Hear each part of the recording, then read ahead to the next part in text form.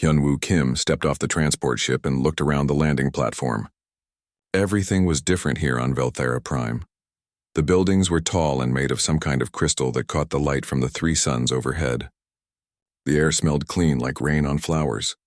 Back on Earth, the air in Seoul always had the smell of engines and concrete. Students walked past him in groups.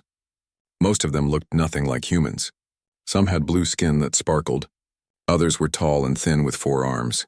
A few looked like walking plants with leaves for hair. They all stared at him as they passed. Some pointed. Others whispered to their friends. Hyunwoo picked up his bag and followed the signs to the dormitory. The Galactic Education Council had sent him detailed maps, but seeing the academy in person was still overwhelming. The main building was huge, bigger than any structure he had seen on Earth. It reached high into the sky with bridges connecting different towers. His dormitory room was on the 15th floor.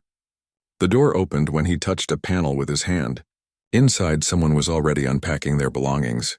"You must be the human," said his roommate. The voice was musical, like wind chimes. Hyunwoo turned to see a being about his height but much thinner. The creature's skin looked like it was made of pale green crystal. Light seemed to move through it in slow waves. This had to be a Velthan, one of the species that built this academy. "I'm Hyunwoo," he said, setting down his bag. "I am Kixtal." The Velthan's face had features similar to a human, but the eyes were larger and completely black. "I have heard much about humans. They say you come from a death world." Hyunwoo had heard this term before. Death world. It was what other species called planets like Earth, where life was dangerous and everything tried to kill everything else.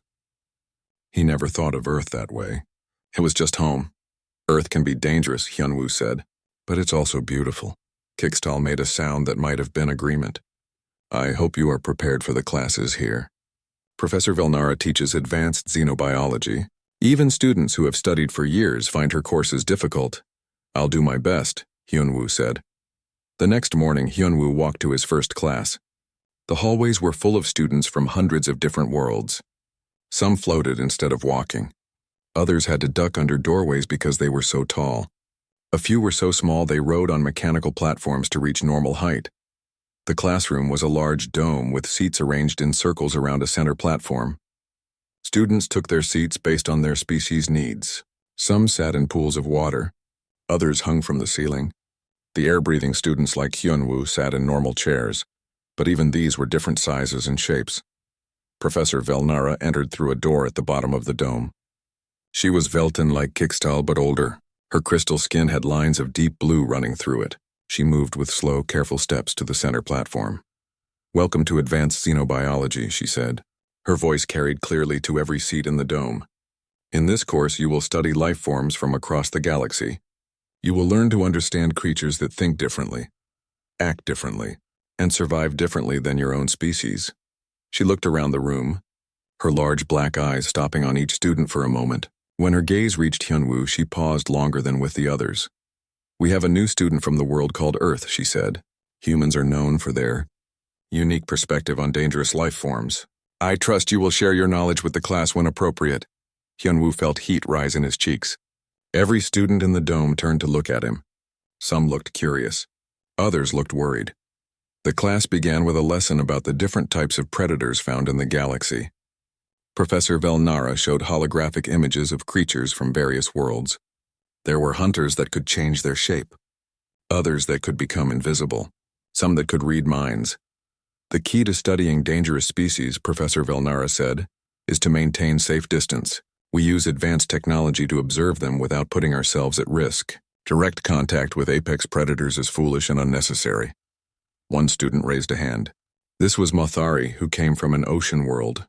Her skin was blue-green and looked wet even in the dry air of the classroom. "Professor, what about the humans? They live alongside dangerous predators on their world, don't they?" All eyes turned to Hyunwoo again. He shifted in his seat, unsure what to say.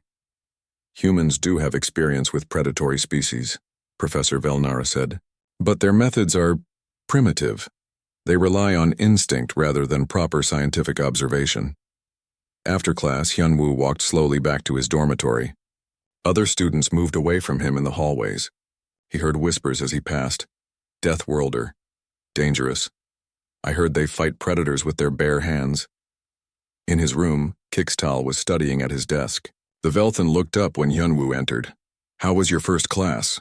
Kixtal asked. "Different," Hyunwoo said. He sat on his bed and opened his study materials.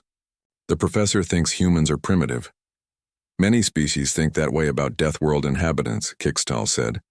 "But I have read about humans. Your species survived on a world where most other species would die quickly. That requires intelligence, not just strength." Hyunwoo smiled. At least his roommate didn't think he was dangerous. Over the next few days, Hyunwoo attended more classes. He learned about atmospheric differences between worlds. He studied how different species evolved to survive in their environments. He practiced identifying alien life forms from holographic samples. The work was interesting, but the social aspect was difficult. Most students avoided him. When professors asked questions, they rarely called on him. During group projects, he was always the last to be chosen for a team. One evening, while studying in the library, another human student approached his table. She had short black hair and kind eyes. "Hi," she said quietly.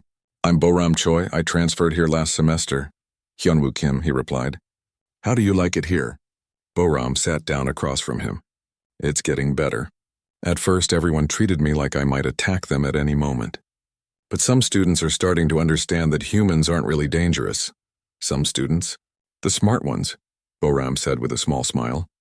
"The ones who judge people by their actions, not their planet of origin." They studied together that evening, sharing notes and helping each other with difficult concepts. It felt good to talk with someone who understood what it was like to be seen as different.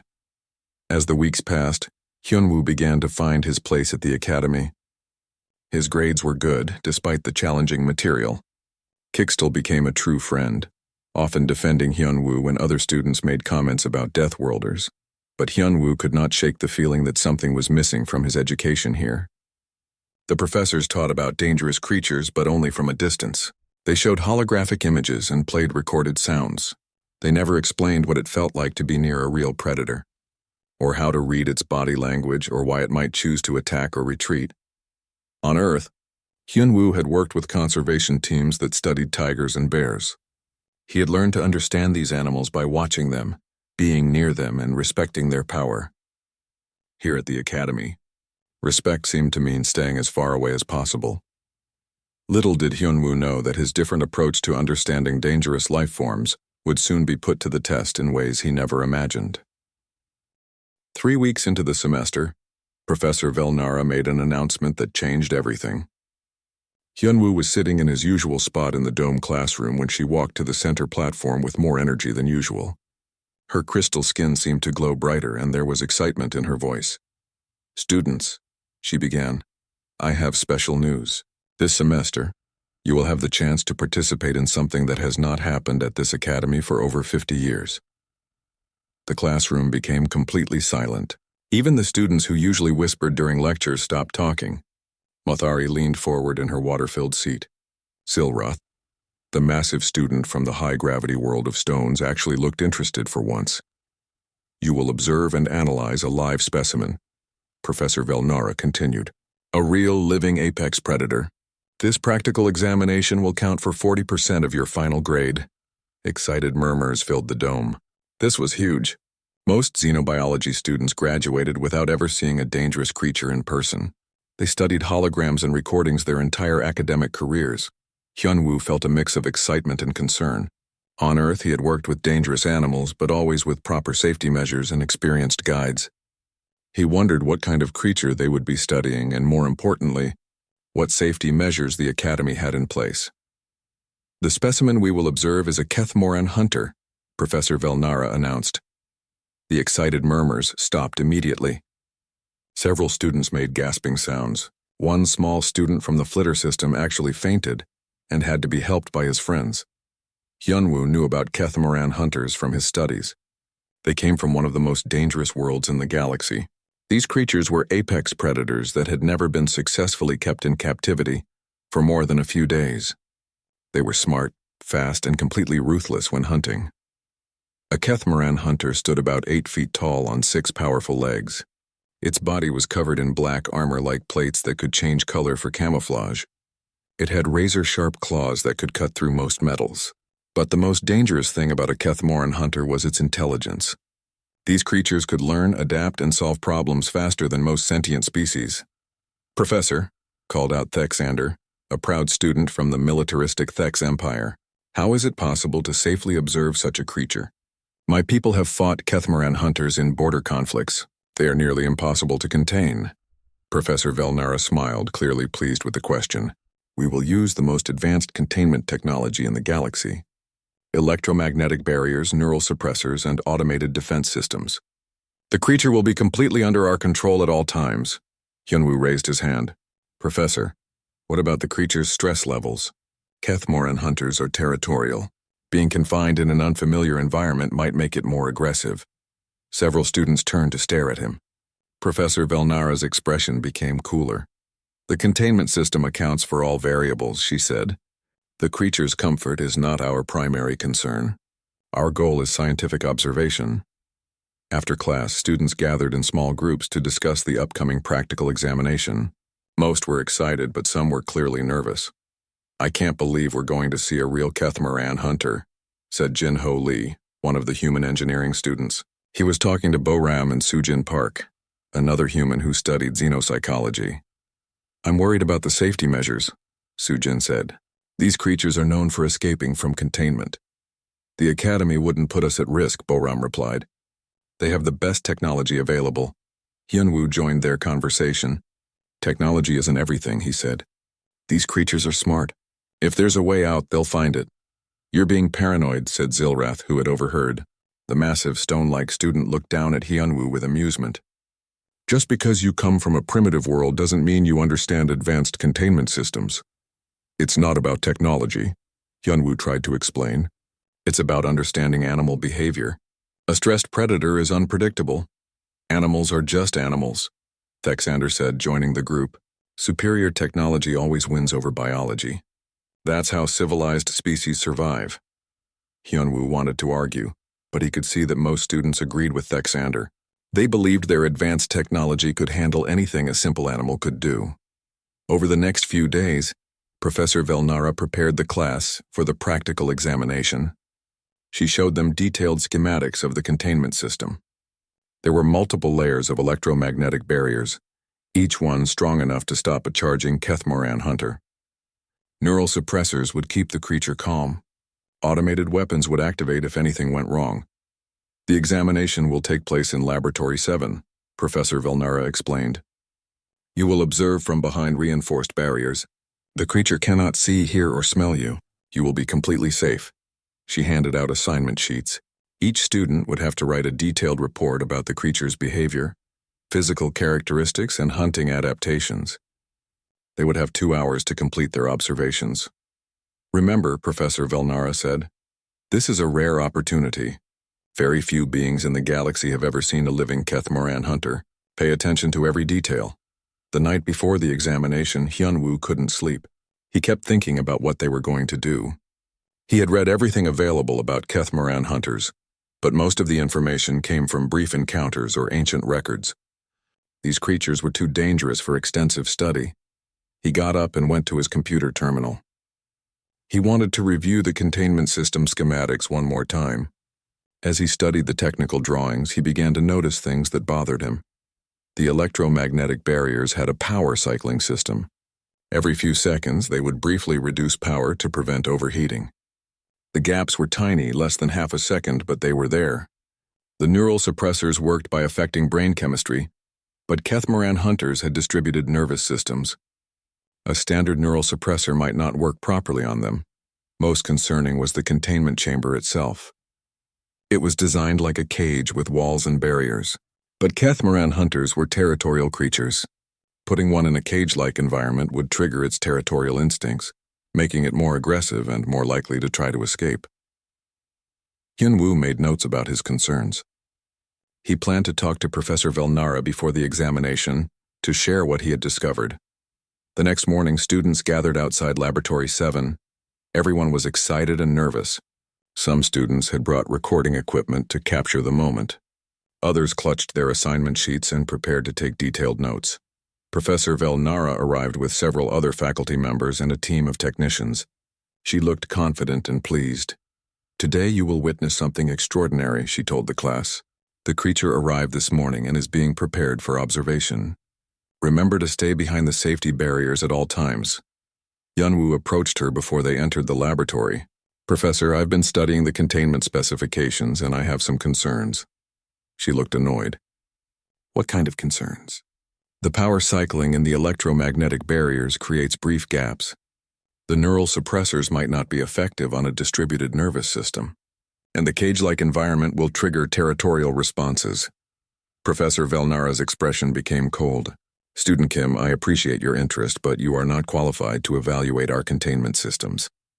The engineers who designed this technology are among the best in the galaxy. But, Professor, that's enough, she said firmly. Your job is to observe and learn, not to question the Academy's safety procedures. Hyunwoo felt frustrated, but there was nothing more he could do. He followed the class into Laboratory 7. The laboratory was a large circular room with an observation deck raised above the main floor. Students took their places behind thick transparent barriers. Below them, in the center of the room, was the containment system. It looked impressive. Multiple rings of glowing electromagnetic barriers surrounded a central chamber. Inside the chamber, barely visible through the energy fields, was the Catamaran hunter. Even from a distance, the creature was terrifying. It was bigger than Hyunwoo had expected, with a body like a giant black insect. Its 6 legs ended in claws that could probably tear through the laboratory walls. Its head moved constantly, scanning its environment with intelligence that was almost human. Magnificent, Professor Velnara said. Begin your observations. Students immediately started taking notes and making recordings. But Hyunwoo was watching the creature's behavior, and what he saw worried him. The Catamaran hunter wasn't just looking around randomly. It was studying the containment system, testing the barriers with small movements, learning the timing of the power cycles. The creature was planning its escape. For the first hour of the examination, everything seemed to go perfectly. Students filled out their observation sheets while Professor Velnara explained the Catamaran hunter's behavior. The creature moved around its containment area, sometimes stopping to investigate the electromagnetic barriers, but always staying well within the safe zone. Notice how it tests the barriers, Professor Velnara said, pointing to the creature below. This shows the intelligence level we discussed in class. However, the barriers are far too strong for it to break through. Most students nodded and wrote in their notebooks, but Hyunwoo kept watching the creature's movements with growing concern. The Catamaran hunter wasn't just testing the barriers randomly. It was being systematic, methodical. Each time it approached a barrier, it did something slightly different. It was learning. Professor, Hyunwoo said, raising his hand. The creature seems to be studying the power cycling pattern. Nonsense, Professor Velnara replied without looking at him. The cycling is too fast for any biological creature to detect. But Hyunwoo could see it clearly. Every time the electromagnetic barriers briefly reduced power, the Catamaran hunter's head turned toward that exact spot. After 30 minutes of observation, the creature had mapped the entire timing sequence. Boram, who was standing next to Hyunwoo, noticed his worried expression. What is it? She whispered. It's learning the system, he whispered back. Look at its head movements. It's tracking something we can't see. Boram watched more carefully. After a few minutes, she saw what Hyunwoo meant. The creature's movements weren't random at all. They were precise and purposeful. Should we tell the professor? She asked. Before Hyunwoo could answer, an alarm sounded from the control panel. One of the technicians looked up from his instruments with a confused expression. Professor, the technician said, we're showing an unusual power drain in the containment system. What kind of power drain? Professor Velnara asked, still not sounding concerned. It's like something is drawing energy from the barriers. But that should be impossible. Down in the containment area, the Catamaran hunter had stopped moving. It stood perfectly still in the exact center of its cage, its head lowered as if it was concentrating. The black plates covering its body began to change color, shifting from deep black to a dark gray that seemed to absorb light. Fascinating, Professor Velnara said. It's demonstrating adaptive camouflage. Make note of this, everyone. But Hyunwoo realized what was really happening. The creature wasn't just changing color for camouflage. It was changing the electrical properties of its skin, using its body like a living capacitor to drain power from the electromagnetic barriers. Professor, Hyunwoo called out urgently. It's not camouflaging. It's absorbing electrical energy. That's impossible, she replied. Biological creatures cannot. Her words were cut off as every alarm in the laboratory began sounding at once. The electromagnetic barriers flickered, their steady glow becoming unstable. The technicians scrambled at their control panels trying to figure out what was going wrong. Power levels dropping rapidly, one technician shouted. Backup systems aren't responding, called another. The Catamaran hunter raised its head and looked directly at the observation deck. For a moment, Hyunwoo felt like the creature was staring right at him. Then it moved. The creature didn't run or charge at the barriers. Instead, it positioned itself at the exact spot where the electromagnetic fields were weakest, right at the junction between two barrier generators. When the next power cycle occurred, creating that brief gap in the energy field, the Catamaran hunter struck. It moved faster than anything Hyunwoo had ever seen. One moment it was standing still. The next it was through the barrier and racing toward the laboratory walls. The electromagnetic fields that were supposed to be impenetrable flickered and died, as the creature's electrical absorption overloaded the entire system. Chaos erupted in the observation deck. Students screamed and ran toward the exits. Professor Velnara stood frozen, staring in disbelief as her perfect containment system failed completely. "Impossible," she whispered. "This cannot be happening." The Catamaran hunter reached the laboratory wall and began climbing straight up the smooth surface, its claws finding purchase on what looked like solid metal. It moved like a giant spider, defying gravity as it climbed toward the observation deck. "Emergency lockdown," Professor Velnara finally shouted. "Seal all exits." Steel barriers began sliding down over the doorways, but several students were already running toward them. Some made it through to safety, but others were trapped as the barriers sealed the laboratory. Among the trapped students were Soo-Jin Park, who had been taking photographs near the front of the observation area. Mothari was trapped in her water-filled mobility chair, unable to move quickly enough to escape. Minjun Park, Soo-Jin's brother, had been helping another student and hadn't reached the exit in time. "Security teams are on the way," one of the technicians reported. "Estimated arrival time 12 minutes, 12 minutes. Hyunwoo looked at the Catamaran hunter, which had now reached the level of the observation deck and was moving along the wall toward a structural support beam it could use to reach the trapped students. 12 minutes was forever when facing an apex predator. The creature paused on the wall and scanned the room. Its intelligence was terrifying to watch. It wasn't acting on instinct alone. It was evaluating the situation, choosing its targets, planning its attack, its attention focused on Thexander, who was standing near the center of the observation deck, with his chest puffed out trying to look brave. The warrior student from the Thex Empire was radiating aggressive pheromones, marking himself as the biggest threat in the room. "Everyone stay calm," Thexander announced loudly. "I have trained for combat situations. I can handle one primitive predator." Hyunwoo wanted to tell him to be quiet, to stop drawing the creature's attention, but it was too late. The Catamaran hunter had identified its primary target. The creature dropped from the wall onto the observation deck with a sound like breaking stone. It was even more terrifying up close. Its 6 legs spread out to balance its massive body, and its claws scratched deep grooves in the metal floor. The smell hit them immediately, a sharp, metallic scent mixed with something like ozone. Professor Velnara and the remaining technicians had retreated to a reinforced control booth, leaving the students to face the predator alone. Through the booth speakers, Hyunwoo could hear her frantically calling for help. "Security teams, we need immediate assistance in Laboratory 7. The containment system has failed. Repeat, containment failure." But the trapped students couldn't wait for help. The Catamaran hunter was advancing on Thexander, moving with the slow, deliberate steps of a predator that knew its prey couldn't escape. Thexander pulled out a small energy weapon, standard equipment for students from warrior cultures. He aimed it at the creature and fired. The energy beam struck the Catamaran hunter in the chest, but its armored plates absorbed the blast with no visible effect. The creature tilted its head, almost as if it was amused. Then it lunged forward with lightning speed. Thexander tried to dodge, but the Catamaran hunter's 6-limbed body allowed it to change direction instantly. One massive claw swept the student off his feet and sent him crashing into the far wall. He hit hard and didn't get up. The other trapped students pressed themselves against the walls, trying to become invisible. Soo-Jin was crying quietly. Mothari couldn't move her water-filled chair fast enough to find cover. Minjun was trying to help both of them while staying out of the creature's sight. The Kethmoran hunter stood over Thexander's unconscious body for a moment, then raised its head and scanned the room for its next target. Its gaze settled on the group of students huddled near the emergency exit. Hyunwoo realized that in a few seconds, the creature would attack the people he had come to think of as friends.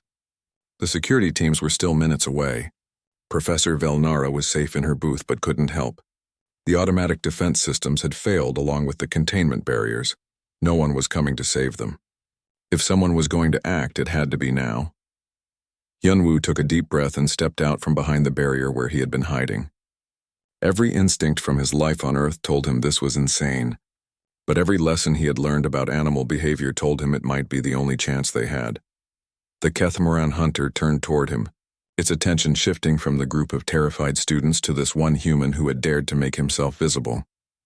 "That's right," Hyunwoo said quietly. "Look at me." Every student in the laboratory stared at Hyunwoo like he had lost his mind. Behind the reinforced glass of the control booth, Professor Velnara was shouting something, but he couldn't hear her words over the sound of his own heartbeat.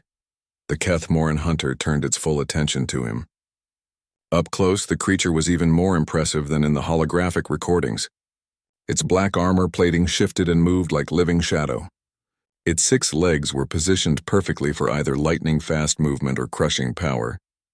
But what struck Hyunwoo most was the intelligence in its eyes. This wasn't just an animal acting on instinct. This was a thinking being capable of planning and reasoning, "You crazy Deathworlder," Zilrath whispered from his hiding spot. "Get back here before it kills you." But Hyunwoo ignored the stone-like student.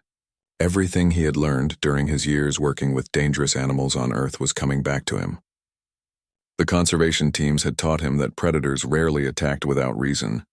They needed territory, food, or to eliminate threats. Understanding what motivated a predator was the key to surviving an encounter with one. The Kethmoran hunter wasn't hunting for food. It had been captured and brought here against its will. It wasn't in its natural territory. Everything about this situation would trigger stress responses in any intelligent predator. It was scared, angry, and desperate to establish some kind of control over its environment. Hyunwoo slowly reached for his jacket and began to remove it. The movement was deliberate and non-threatening, like the techniques he had learned for working with Earth's big cats. He kept his eyes focused not directly on the creature, but slightly to one side. Direct eye contact would be seen as a challenge. "What are you doing?" Boram whispered from behind an overturned table. "Trying to communicate," Hyunwoo said softly. The Kethmoran hunter tilted its massive head, watching Hyunwoo's movements with obvious curiosity. It had probably never encountered behavior like this before. Most creatures either ran away or attacked when they saw it. This human was doing neither. Hyunwoo held his jacket in front of him, not as a shield but as a visual focus point. On Earth, matadors used red capes to redirect the charges of angry bulls. But this wasn't about aggression. This was about giving the creature something to focus on besides the terrified students hiding around the room. He took a small step to the side, moving slowly and smoothly. The Kethmoran hunter's head followed the movement, tracking him like a cat watching a bird. But it didn't attack. Instead, it seemed to be trying to understand what he was doing. From the control booth, Jinho Lee was watching through the security monitors. The engineering student had stayed behind to help coordinate with the security teams. As he watched Hyunwoo's strange behavior, he began to understand what his fellow human was attempting. Jinho quickly accessed the laboratory's environmental controls. If Hyunwoo was trying to communicate with the creature in its own behavioral language, then the environment should support that communication. Jinho began adjusting the lighting, dimming the harsh artificial lights and switching to a warmer spectrum that was closer to the natural light of the creature's homeworld. He also raised the temperature slightly and adjusted the air circulation to reduce the sterile, artificial smells that filled the laboratory. It wasn't much, but it might help the creature feel less stressed and trapped. Down on the observation deck, Hyunwoo noticed the environmental changes immediately. The creature noticed them too. Its armor plating shifted from the aggressive black color it had been showing to a dark brown that was less threatening. "Good," Hyunwoo whispered to himself. He continued his slow, deliberate movements, using his jacket to guide the creature's attention. But he wasn't trying to distract or confuse it. Instead, he was showing respect for its intelligence and its power. He was acknowledging that this was the creature's space now, and he was asking permission to share it. On Earth, this technique worked with territorial predators like tigers and bears. When humans entered their territory with respect instead of fear or aggression, the animals often responded with curiosity rather than hostility.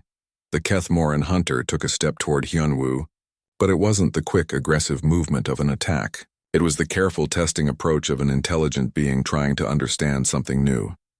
"Stay calm," Hyunwoo said, speaking as much to himself as to the hidden students. "Don't move.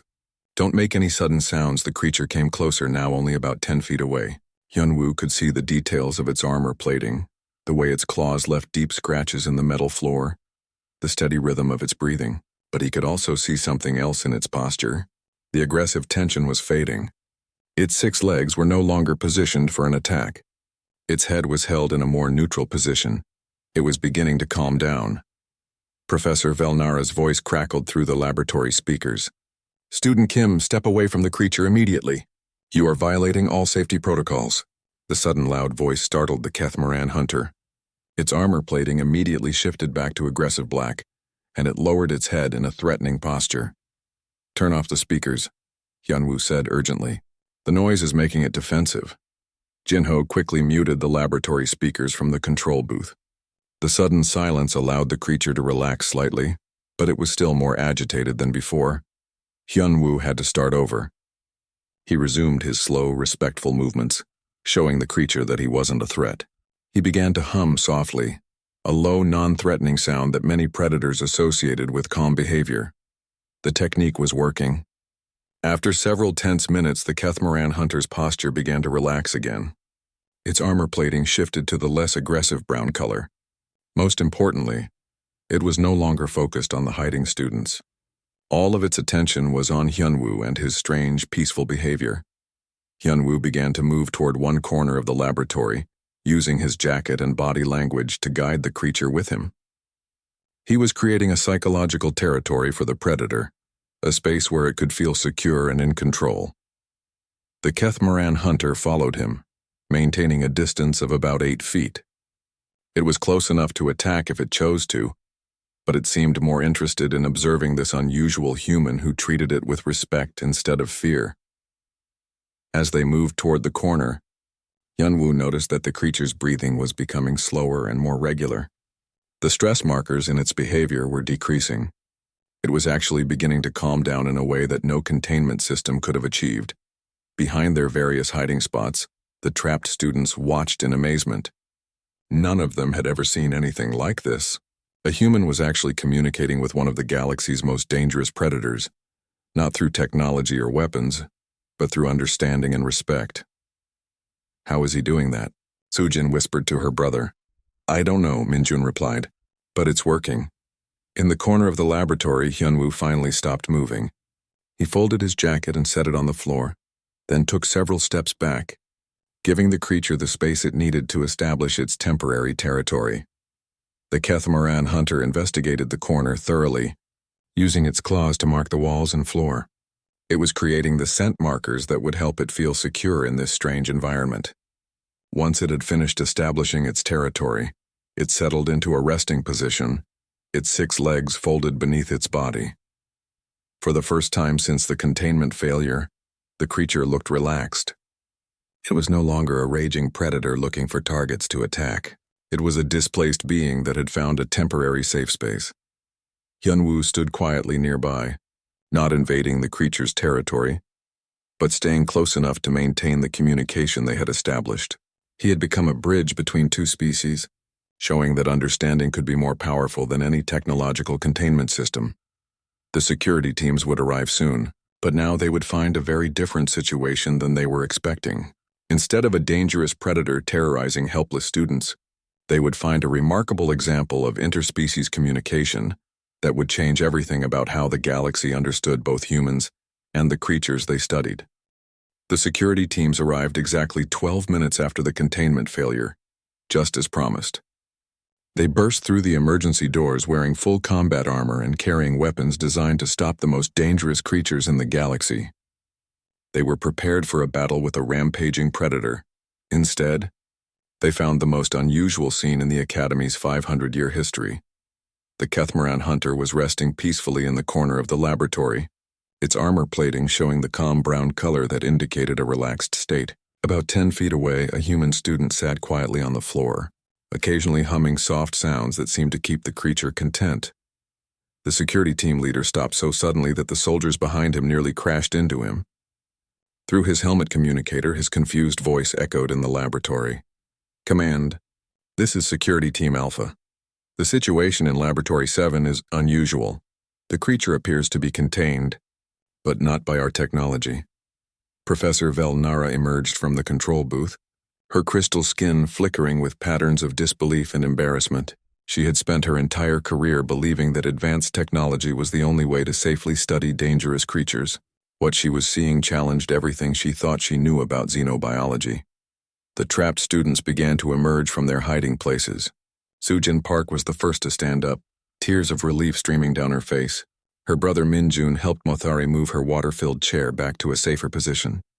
Even Zilrath, who had been hiding behind an overturned table, stood up and stared at the peaceful scene with amazement. "How?" Professor Velnara asked, approaching Hyunwoo slowly. "How did you do this?" Hyunwoo didn't take his eyes off the Kethmoran hunter. Even though the creature was calm, he knew that any sudden change in the environment could trigger its defensive instincts again. "I treated it with respect," he said simply. "On Earth, we learned that most predators only attack when they feel threatened or need to establish territory. This creature wasn't really hunting us. It was scared and trying to find a safe space. But the containment system was designed by the best engineers in the galaxy," Professor Velnara protested. "It should have been impossible for the creature to escape." "Your engineers designed a prison," Hyunwoo replied. "They didn't think about what the creature would feel like being trapped. A territorial predator in a cage will always try to escape. It's not about intelligence or strength. It's about survival instinct." Jin-Ho Lee emerged from the control booth, where he had been monitoring the situation and helping coordinate with security. As a fellow human and engineering student, he understood what Hyunwoo had accomplished better than most. He used behavioral psychology instead of technology, Jin-Ho explained to the confused professor. Instead of trying to control the creature with force, he communicated with it in its own behavioral language. The security team leader was still trying to understand the situation. "Should we tranquilize the creature now? We have equipment that can safely transport it back to its holding facility." "No," Hyunwoo said firmly. "If you attack it now, after it has established trust, it will never trust any sentient being again. You'll turn it into the kind of monster you were expecting to find." He stood up slowly, keeping his movements smooth and non-threatening. The Kethmoran hunter watched him but didn't seem alarmed. Over the past hour, it had learned that this particular human wasn't dangerous. "The creature needs to be returned to its homeworld," Hyunwoo continued. "Keeping it here, even in better containment, will only cause more stress and aggression. It doesn't belong in a laboratory." Professor Velnara looked uncomfortable with this suggestion. "But the research value, we could learn so much from extended observation." "You could learn more by studying it in its natural environment," Hyunwoo said. "Remote observation, respect for its territory, understanding its behavior and context. That would tell you more about Kethmoran hunters than any laboratory experiment." Boram approached slowly, keeping her distance from the creature but wanting to talk to Hyunwoo. As a fellow human, she had watched his technique with fascination and growing understanding. "You made it feel safe," she said. "Instead of trying to control it, you gave it what it needed." "That's what we learned on Earth," Hyunwoo replied. "Sometimes the best way to deal with a dangerous animal isn't to fight it or cage it. Sometimes you just need to understand what it's trying to tell you." The Kethmoran hunter shifted position slightly, drawing everyone's attention, but it wasn't an aggressive movement. The creature was simply adjusting its position to be more comfortable. It had truly accepted this strange situation where it shared space with creatures that should have been its prey. Dexander, who had regained consciousness and been treated by the medical team, approached the group. His warrior pride had been damaged by his defeat, but he was honest enough to recognize superior skill when he saw it. "On my world, we are taught that strength is the only language predators understand," he said. "But you showed strength without violence. You dominated the situation without domination. How do humans learn such things?" "We had to," Hyunwoo said. "Earth is full of dangerous creatures, but it's also our home. We couldn't just kill everything that was dangerous or there would be nothing left. We had to learn to live alongside predators, to understand them, to find ways to coexist. Over the next several hours, representatives from the Galactic Education Council arrived to investigate the incident. They interviewed students, reviewed security recordings, and analyzed what had gone wrong with the containment system.